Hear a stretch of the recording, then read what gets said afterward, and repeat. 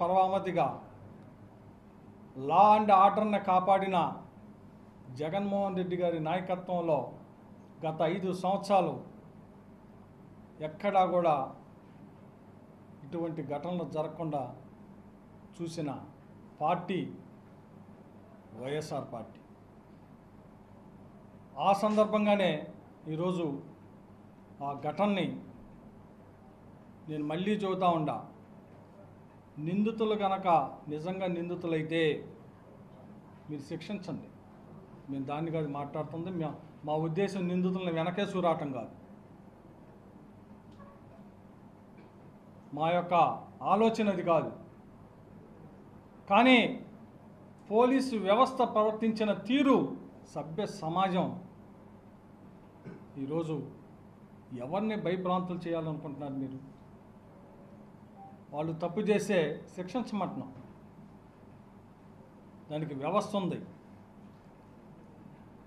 కోర్టులు ఉన్నాయి.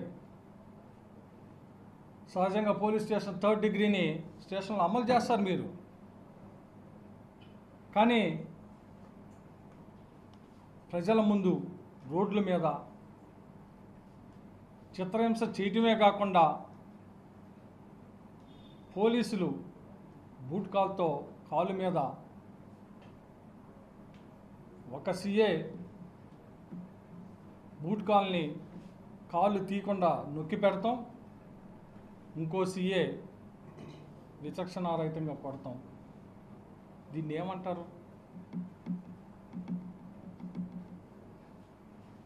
నిందితుల్ని డెఫినెట్గా శిక్షించమంటున్నాం. కానీ సమాజంలో నివసించే ప్రజల్ని భయభ్రాంతులు చేయాలా?